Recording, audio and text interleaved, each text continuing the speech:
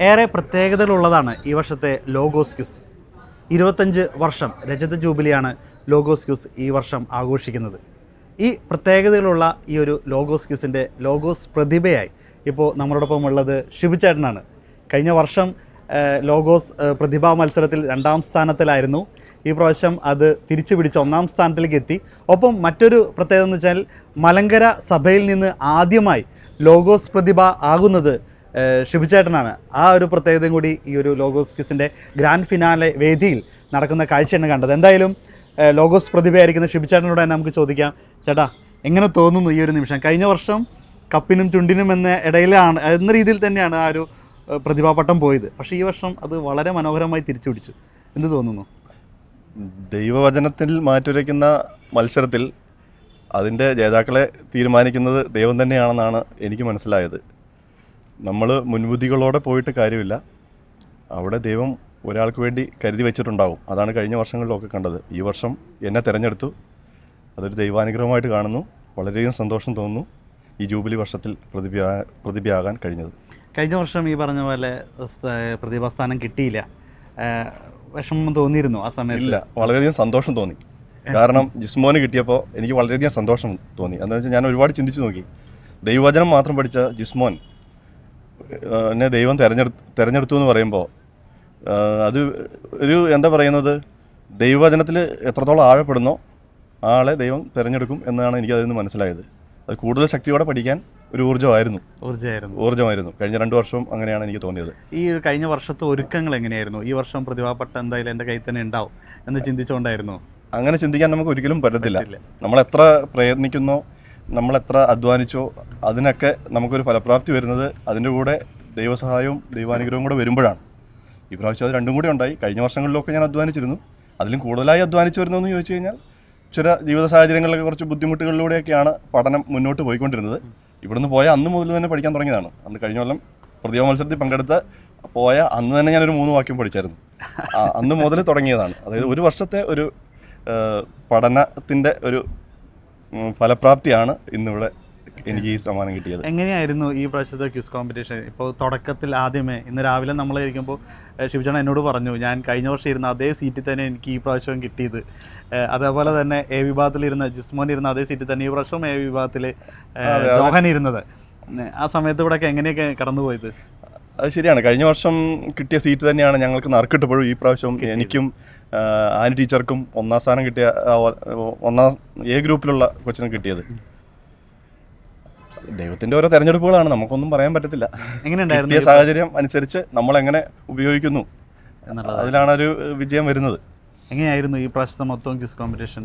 Quiz competition നല്ല ടഫാണ്. അത് ആഴത്തിൽ ഗ്രഹിച്ചെടുക്കൽ, പിന്നെ അതിൻ്റെ സ്പീഡ്. നമ്മൾ ചെറിയ പിള്ളേരെ പോലെ അത്ര സ്പീഡിൽ നമുക്ക് ഉത്തരങ്ങൾ വരത്തില്ല. നമ്മൾ എത്ര പഠിച്ചെന്ന് പറഞ്ഞാലും ആ ഉത്തരത്തിലേക്ക് നമുക്ക് ചിലപ്പം ആ ഉത്തരത്തിൻ്റെ ടൈമൊക്കെ കഴിഞ്ഞായിരിക്കും ചിലപ്പോൾ നമ്മുടെ മനസ്സിലേക്ക് വരുന്നത്. അപ്പോൾ ആ സമയത്ത് തന്നെ പല ചോദ്യത്തിനും ഉത്തരം പറയാൻ സാധിച്ചതുകൊണ്ടാണ് എനിക്ക് വിജയിക്കാൻ സാധിച്ചത്. ചിലതിനൊക്കെ ഉത്തരം പറയാൻ സാധിച്ചില്ല. കുഴപ്പമില്ല, എന്തായാലും വളരെ സന്തോഷം തോന്നുന്നു. കഴിഞ്ഞ പ്രാവശ്യം ഞങ്ങൾ കണ്ടുവെച്ചാൽ ബസർ റൗണ്ടിലാണ് ആ ഒരു 1ാം സ്ഥാനം നഷ്ടപ്പെട്ടത് അല്ലേ? ബസർ റൗണ്ടിൽ അവസാന നിമിഷം വരെ 1ാം സ്ഥാനം നിന്നിട്ട് ബസർ റൗണ്ടിലാണ് ജിസ്മോന് കിട്ടിയത്. പക്ഷേ ഈ പ്രാവശ്യം അവസാനത്തെ 2 ബസറുകൾ ഉപയോഗിച്ചുള്ള റൗണ്ടിലാണ് ഷിബുചേട്ടന് കൃത്യമായിട്ട് കയറി പോരാൻ പറ്റിയത്. ഒരു മൈനസ് മാർക്ക് വന്നാൽ കൂടി ആ ബസർ എന്നെ വീണ്ടും സഹായിച്ചു. എങ്ങനെയാണ് അതിന് കാണുന്നത്? അത് കഴിഞ്ഞ 2 വർഷം ഞാൻ പങ്കെടുത്തെങ്കിലും മൊത്തം ബസർ റൗണ്ടിൽ 12 ചോദ്യങ്ങൾ 2 വർഷമായിട്ടുണ്ടായിരുന്നു. ബസർ ഞാൻ പലപ്പോഴും അമർത്തിയെങ്കിലും എന്നെക്കാളും മുന്നേ വേറെ ആരെങ്കിലും അമർത്തിയിട്ടുണ്ടാവും. അതിലൊരു ചുമപ്പ് കത്തുന്നത് ഈ വർഷം ആദ്യമായിട്ടാണ്. അപ്പോൾ ആദ്യമായിട്ടൊരു ചുമപ്പ് കത്തിയപ്പോൾ പിന്നെ ഒരു എന്താ പറയുന്നത്, എങ്ങനെയായാലും ഉത്തരം പറയാം എന്നൊരു ആത്മവിശ്വാസത്തിൽ. കഴിഞ്ഞ വർഷം അത്ര ആത്മവിശ്വാസം എനിക്ക് ആ സമയത്ത് വന്നില്ല. ഈ വർഷം എന്തോ എനിക്ക് വേണ്ടി തിരഞ്ഞെടുത്ത പോലെയാണ്. ആ സമയത്ത് ഒരു ആത്മവിശ്വാസം വന്നു. ചോദ്യം കേട്ടിട്ടല്ല, അതുകൊണ്ടാണ് ഉത്തരം തെറ്റിയത്. അറിയാത്ത ചോദ്യമാണെങ്കിൽ ഞാൻ വെറുതെ ബസർ അമർത്തിയതാണ്. അത് ഉത്തരം കേട്ടിട്ടല്ല ബസർ അമർത്തിയത്. പക്ഷേ അത് റിസ്ക് എടുക്കണം. അച്ഛൻ പലപ്പോഴും കഴിഞ്ഞ വർഷം ഒന്നും ഞാൻ ആ റിസ്ക് എടുത്തില്ല. ജയിക്കാമായിരുന്ന മത്സരങ്ങളായിരുന്നു കഴിഞ്ഞ 2 വർഷവും. കണ്ടവർക്കൊക്കെ അറിയാം. പക്ഷേ നമ്മൾ റിസ്ക് എടുത്തില്ല. പ്രശ്നം രണ്ടും കൽപ്പിച്ച് റിസ്ക് എടുത്തു, വിജയം കിട്ടി. എന്നോടൊപ്പം ഉള്ളത് ഷിബുചേട്ടൻ്റെ വൈഫുണ്ട്, ഒപ്പം 2 പിള്ളേരുണ്ട്, ആത്മാർത്ഥ സുഹൃത്തുണ്ട്. എന്താണ് ചേച്ചി ഇപ്പോൾ പറയാനുള്ളത്? ദൈവത്തിൻ്റെ അനുഗ്രഹം. കാരണം 2 വർഷം പ്രതിഭയായിട്ട് പോയി. ആദ്യത്തെ വർഷം 3-ാം സ്ഥാനമായിരുന്നു, രണ്ടാമത്തെ വർഷം 2-ാം സ്ഥാനമായിരുന്നു. ഞാൻ വിശ്വസിക്കുന്ന ആളാണ്, എല്ലാം സംഭവിച്ചെല്ലാം നല്ലത് ദൈവത്തിൻ്റെ അനുഗ്രഹം. അപ്പോൾ കഴിഞ്ഞ വർഷം കിട്ടാതിരുന്ന ഈ ജൂബിലി വർഷത്തിൽ നല്ലൊരു പ്രതിഭയാകാൻ വേണ്ടിയിട്ടായിരിക്കും, ദൈവത്തിൻ്റെ അനുഗ്രഹമാണത്. എനിക്ക് തോന്നുന്നത് എപ്പോഴും ഓർമ്മ, കാരണം 25ാമത്തെ വർഷത്തിൽ ജൂബിലി വർഷത്തിലെ പ്രതിഭ എന്നുള്ളത് ഒരു ഇതായിട്ട് മാറുന്നത്. ദൈവത്തിന്റെ ഏറ്റവും വലിയ അനുഗ്രഹം. വീട്ടിലെങ്ങനെയാണ് ശുഭിചേട്ടൻ പഠിക്കുമ്പോൾ സഹായിക്കാനൊക്കെ ഇരിക്കേണ്ട ആവശ്യമുണ്ടോ? ചോദ്യം ചോദിക്കാറുണ്ട്, എന്നെ കൊണ്ട് ചോദിപ്പിക്കാറുണ്ട്. നിങ്ങൾ എല്ലാവരും ഒരുമിച്ച് ലോഗോസ് ക്യൂസ് ഒക്കെ എഴുതിയിട്ടുണ്ടോ? ഞങ്ങൾ 3 പേര് എഴുതിയിട്ടുണ്ട്. മോൻ ഇവിടെ ഇല്ല, മോൻ മംഗലാപുരത്താണ്. ബാക്കി നിങ്ങൾ 3 പേര് എഴുതി? ഞങ്ങൾ 3 പേരും എഴുതി. 4 പേര് എഴുതുന്ന ആൾക്കാരാണ്. 4 പേരും. ചേട്ടനും എഴുതുന്നുണ്ടായിരുന്നു? ശുഭിചേട്ടന് മാത്രമാണ് കിട്ടാറ്. എനിക്ക് പ്രാവശ്യം ഫസ്റ്റ് 88 മാർക്ക് കിട്ടി ആദ്യത്തേതിൽ. ഞാൻ ശിവചേട്ടൻ ഇപ്പം എന്താ വർക്ക് ചെയ്യുന്നത്?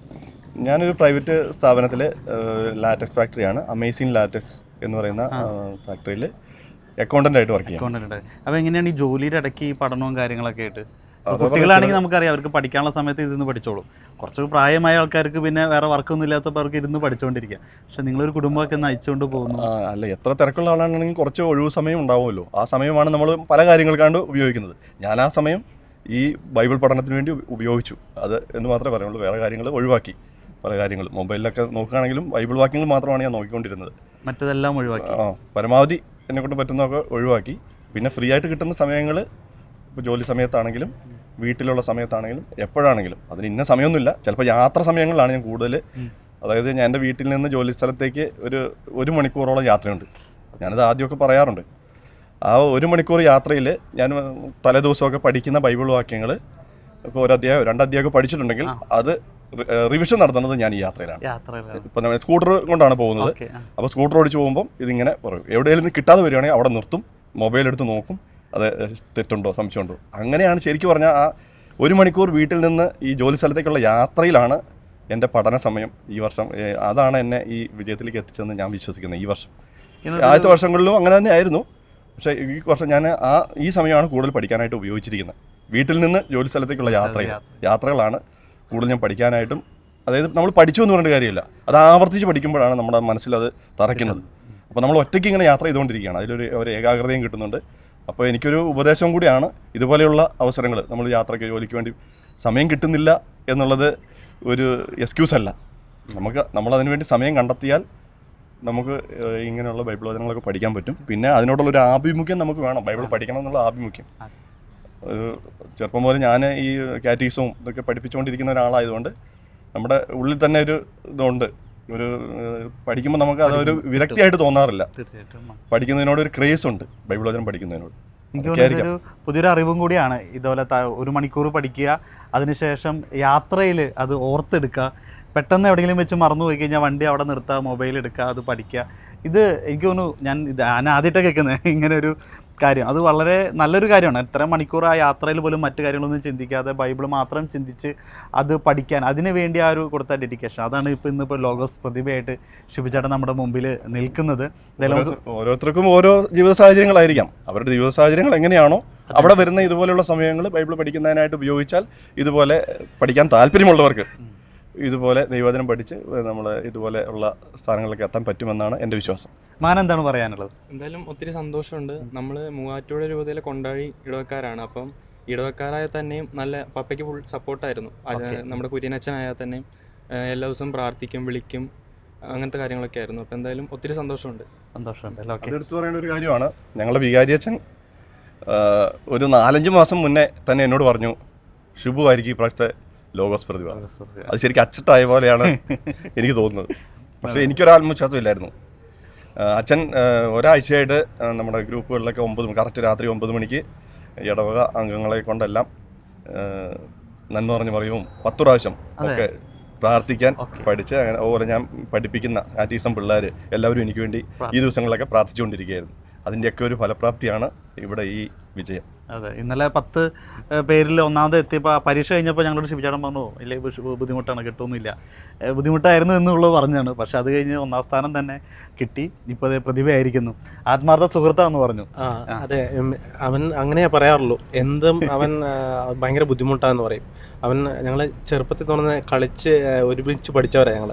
അപ്പം അവന് പറയുകയാണെങ്കിൽ 1 പ്രാവശ്യം കേട്ടാൽ മതി അവന്. അത് അവന് ബൈഹാർട്ടാണ്. അവൻ്റെ ഒരു രീതിയിൽ അവന് ദൈവകൃപ അങ്ങനെ ഒരു കൃപ ലഭിച്ചിട്ടുണ്ട്. അവൻ സ്കൂളിൽ പഠിക്കുന്ന സമയങ്ങളിലൊക്കെ ഡിസ്റ്റിങ്ഷനോട് അടുത്ത് മാർക്കാണ് അവൻ്റെ സ്കൂളിൽ 10ാം ക്ലാസ്സിൽ 94 കാലഘട്ടങ്ങളിൽ. ആ സമയങ്ങളിൽ തന്നെ അത്രയ്ക്ക് പഠിക്കാനുള്ള ഒരു കഴിവുള്ള ഒരു വ്യക്തിയാണ്. പിന്നെ ഒരു അന്നത്തെ ബികോമും കഴിഞ്ഞ് അന്ന് ഫസ്റ്റ് ക്ലാസ്സിലൊക്കെ പാസ്സായിരുന്ന വ്യക്തിയാണ്.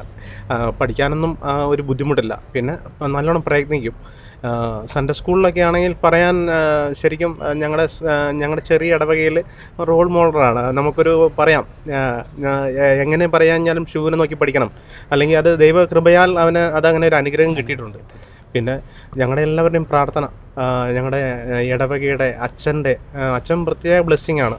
അത് കഴിഞ്ഞ ആഴ്ചകളിലൊക്കെ അച്ഛൻ തലയിൽ കഴിച്ച് പ്രാർത്ഥിച്ച് കൊന്തയെല്ലാം കൊടുത്ത് കഴുത്തേൽ അണിയിപ്പിച്ച് ഇതുകൊണ്ട് വേണം പോകാൻ, ഇതുകൊണ്ട് വേണം അങ്ങനെ പറഞ്ഞിട്ടാണ് പറഞ്ഞു വിട്ടത്. അത് തന്നെ. പിന്നെ അവിടുന്ന് പറഞ്ഞു റിട്ടേൺ ജോലി കഴിഞ്ഞ് വരുമ്പോൾ ഒരു സ്ഥലത്തെത്തി കഴിയുമ്പോൾ ആ വണ്ടി അവിടെ 1 മണിക്കൂർ നിർത്തി അവിടെ നിന്ന് പഠിക്കുന്ന പറയുന്നത്. അവിടെ നിന്ന് പഠിക്കും. മൊബൈലെടുത്ത് ബൈബിൾ വചനം കേട്ട് അവിടെ നിന്ന് പഠിച്ചിട്ടാണ് വീട്ടിലേക്ക് വരുന്നത്. 1 മണിക്കൂർ ആ വഴിയിൽ വെച്ച് സ്പെൻഡ് ചെയ്യുന്ന പറയുന്നത്. അത് ആരോടും വീട്ടിൽ പോലും പറഞ്ഞിട്ടില്ലെന്നാണ് ആൾ പറയുന്നത്. അതെ അതെ അതെ അതെ അങ്ങനെ പഠിച്ചൊരു വ്യക്തിയാണ്. അവന് അതിനോടുള്ള ഒരു ദൈവം നമ്പുരാൻ ഒരു കൃപ നൽകിയിട്ടുണ്ട്. നമ്മൾ വീട്ടിലെത്തി കഴിഞ്ഞാൽ പല പല കാര്യങ്ങളുണ്ടാവും. വീട്ടിലത്തെ കാര്യങ്ങളുണ്ടാവും.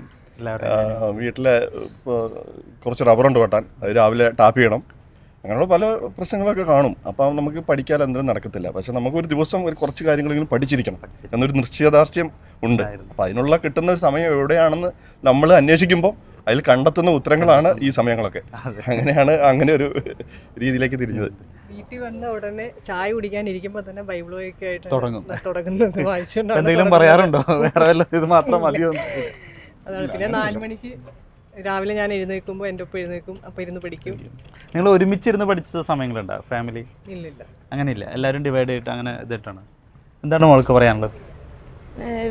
ദൈവത്തിൻ്റെ അനുഗ്രഹം കൊണ്ടാണ് കിട്ടിയത്. വളരെ സന്തോഷം തോന്നി. 3000 രൂപയിൽ നിന്നും ആദ്യമായിട്ടാണ് പ്രതിഭ റൗണ്ടിൽ ഫസ്റ്റ് കിട്ടുന്നത്.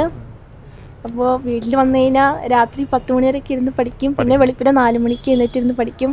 വളരെ സന്തോഷം തോന്നി. അതെ, ഓക്കെ.